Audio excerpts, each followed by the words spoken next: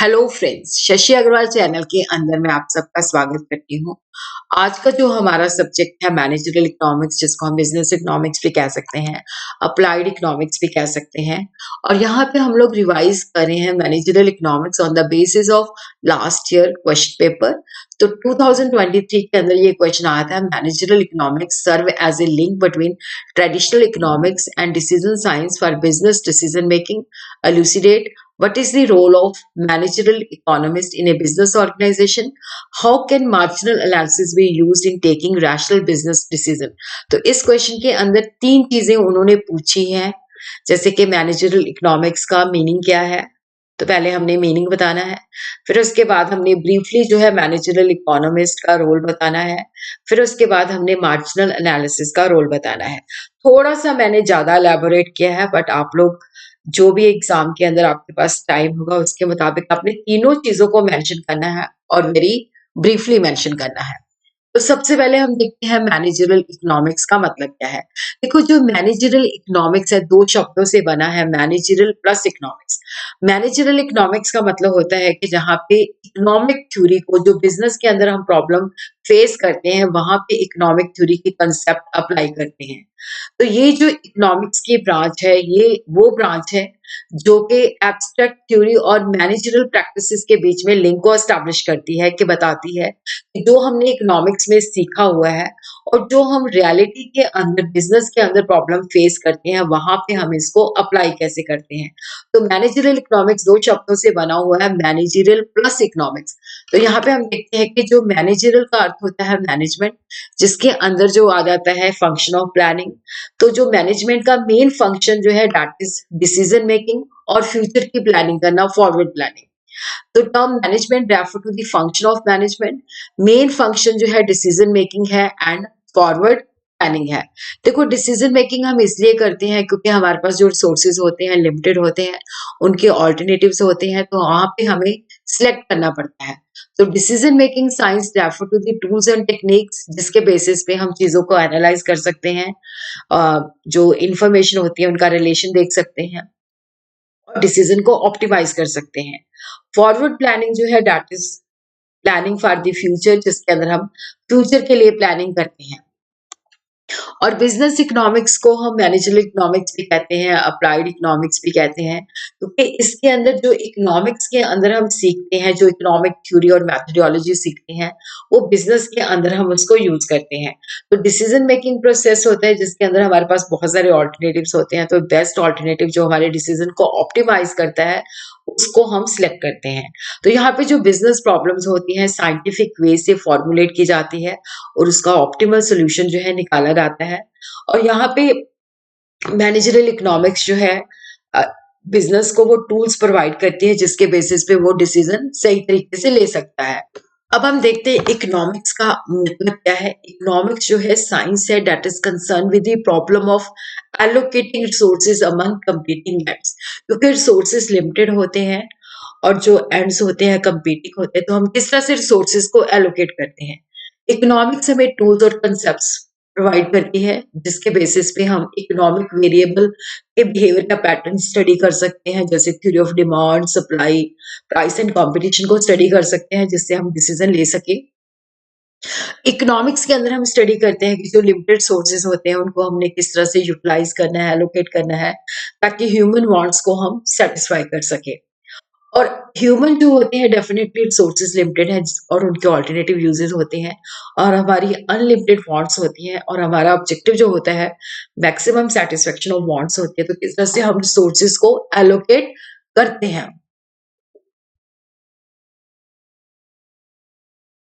और यहाँ पे हम जो मैनेजरल इकोनॉमिक्स है, क्योंकि अभी हम इकोनॉमिक्स का मतलब देख रहे हैं, तो रैगनर फिश ने कहा कि इकोनॉमिक जो होती है टू टाइप्स की होती है। माइक्रो इकोनॉमिक्स, जिसके अंदर हम इंडिविजुअल इकोनॉमिक यूनिट जैसे कंज्यूमर है, प्रोड्यूसर है, मार्केट को स्टडी करते हैं। मैक्रो इकोनॉमिक्स जो है जिसके अंदर हम पूरी इकोनॉमी की प्रॉब्लम को स्टडी करते हैं। तो मैनेजरियल इकोनॉमिक्स, क्योंकि अब हमने मैनेजमेंट का अर्थ भी जान लिया है और इकोनॉमिक्स का अर्थ भी जान लिया है, तो मैनेजरियल इकोनॉमिक्स जो है that is the application of economic theory and quantitative method to managerial management decision making. तो मैनेजरल इकोनॉमिक्स जो है जिसके अंदर हम इकोनॉमिक थ्योरीज जो है और जो क्वांटिटेटिव मेथड्स हैं उनको हम बिजनेस प्रॉब्लम के अंदर यूज करते हैं ताकि हम डिसीजन को ऑप्टिमम कर सकें। Managerial economics is that part of economic theory जो हमें बताता है कि किस तरह से इकोनॉमिक टूल्स और कंसेप्ट्स को हमने यूज करना है ताकि बिजनेस प्रॉब्लम को सॉल्व किया जा सके और किस तरह से कंपीटिंग एंड्स के अंदर जो रिसोर्सेज हमारे पास लिमिटेड है उनको यूज करना है। तो मैनेजरियल इकोनॉमिक्स जो है हमें प्रिंसिपल्स बताता है, फ्रेमवर्क बताता है जिसके अंदर हमने देखना है कि रिसोर्सेज को हमने किस तरह से एलोकेशन करना है।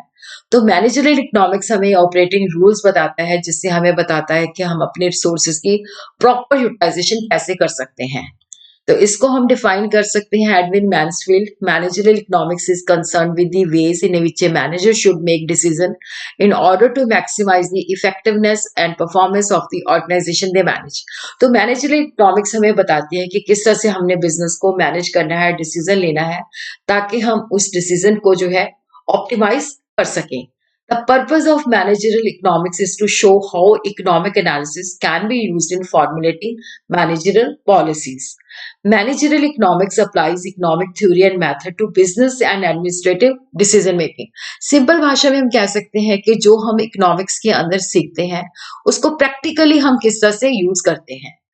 तो मैनेजरियल इकोनॉमिक्स के अंदर ये कंसेप्ट मतलब जो हमने इकोनॉमिक्स के अंदर देखो जो कंसेप्ट सीखे हैं, जो फ्रेमवर्क हमने जैसे थ्योरी ऑफ कंज्यूमर बिहेवियर है, थ्योरी ऑफ द फर्म है, थ्योरी ऑफ मार्केट है, मार्केट स्ट्रक्चर है, किस तरह से प्राइस फिक्स करनी है और ऑर्गेनाइजेशन के अंदर हम किस तरह की प्रॉब्लम फेस करते हैं कि क्या हमने प्रोडक्ट को परचेज करना है या मार्केट से बाय करना है, मेक और बाय मतलब बनाना है खुद फैक्ट्री में या बाजार से लेना है और किस तरह से उसकी प्राइसिंग करनी है, कितना आउटपुट डिसीजन लेना है, प्रोडक्शन टेक्निक कौन सी लेनी है, इन्वेंट्री कितनी मैनेज करनी है, कितना एडवर्टीजमेंट करना है, लेबर को किस तरह से हायर करना है, किस तरह से इन्वेस्टमेंट और फिनेंसिंग करनी है और डिसीजन साइंस जो है हमें क्वांटिटेटिव टूल्स प्रोवाइड करती है जिसके बेसिस पे हम डिसीजन की जो ऑप्टिमाइजेशन है उसका डिसीजन ले सकते हैं।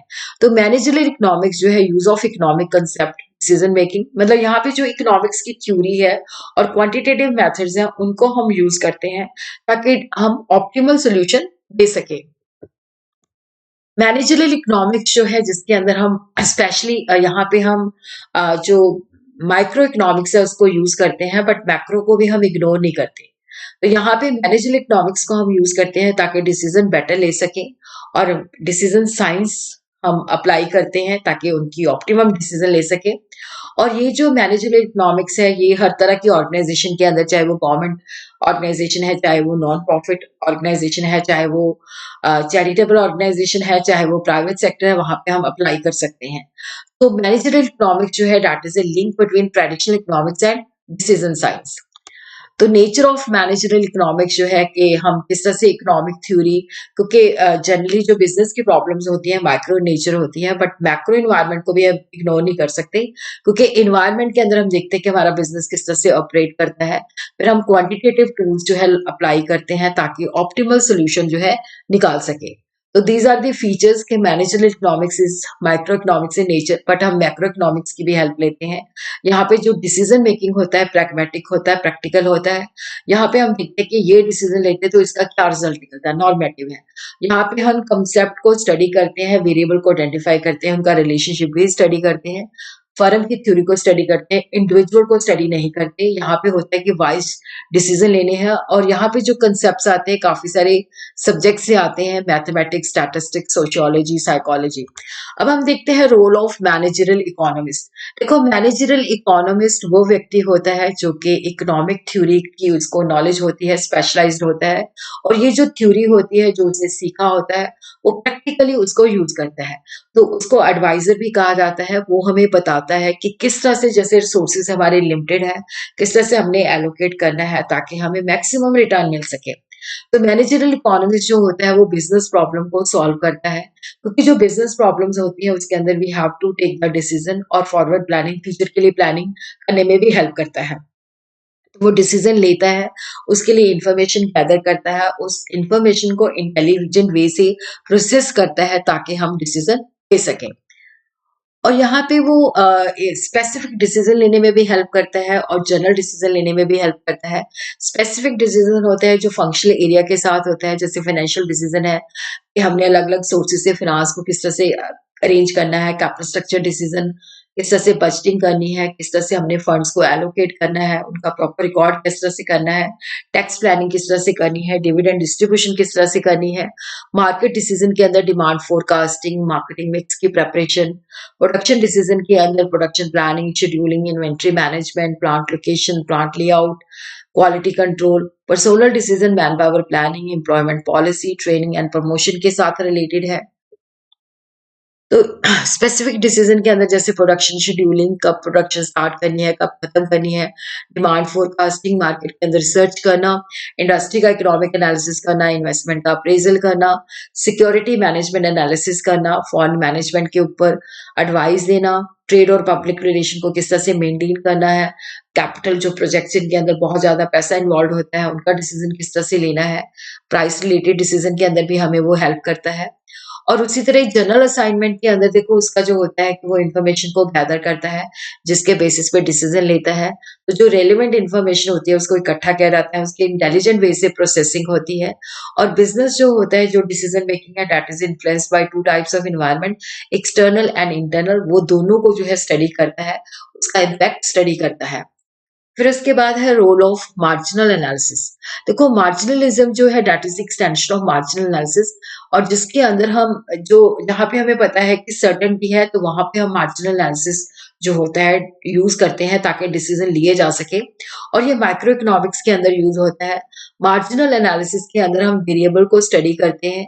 तो यहाँ पे हम देखते हैं कि अगर हम, क्योंकि वेरिएबल डिपेंडेंट होते हैं, जैसे एक डिपेंडेंट वेरिएबल है, एक इंडिपेंडेंट वेरिएबल है।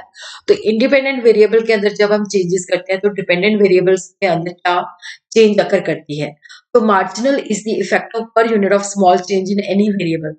Marginal value of a variable is equal to the rate of change, or mathematically we could call it is a first derivative. So marginal is defined as a change in dependent variable associated with one unit. जब हम independent variable के अंदर one unit change करते हैं तो dependent variable के अंदर क्या change आती है। जैसे y जो है that is a function of x। तो जब हमने y जो है dependent variable है उसकी value x के ऊपर depend करती है, तो y is equal to delta y due to the change in delta x की। जब एक यूनिट डेल्टा एक्स के अंदर चेंज होती है तो डेल्टा वाई के अंदर क्या चेंज आती है। उसी तरह जैसे मार्जिनल रेवेन्यू है तो delta R change in are divided by change in Q. कि जब एक यूनिट आउटपुट इंक्रीज होता है तो रेवेन्यू में क्या चेंज आती है। Marginal value of a dependent variable is defined as the change in this independent, sorry, कि जब हम डिपेंडेंट वेरिएबल के अंदर जो इंडिपेंडेंट वेरिएबल के अंदर जो वन यूनिट चेंज आती है तो उसका डिपेंडेंट वेरिएबल के अंदर क्या असर होता है। डिपेंडेंट वेरिएबल वो वेरिएबल होता है जो इंडिपेंडेंट वेरिएबल के ऊपर डिपेंड करता है। मार्जिनल रेवेन्यू, ये कुछ कंसेप्ट्स बताए हैं, ये आपको वहां पे लिखने की जरूरत नहीं है। Change in total revenue associated with one unit change in output sold, marginal cost change in total cost followed by one unit change in output. और इसी तरह marginal profit change in total profit due to one unit change in output. Marginal product it is the change in total product due to one unit change in factors of production. Marginal cost pricing, it is the fixation price of an item equal to the cost of producing one extra unit of the product. देखो जो manage marginal analysis जो है वो economics के अंदर बहुत role play करता है डिसीजन मेकिंग के अंदर। कि जैसे हमने, क्योंकि हर एक डिसीजन के अंदर हम देखते हैं ये चीज वर्थ है, करनी चाहिए कि नहीं करनी चाहिए।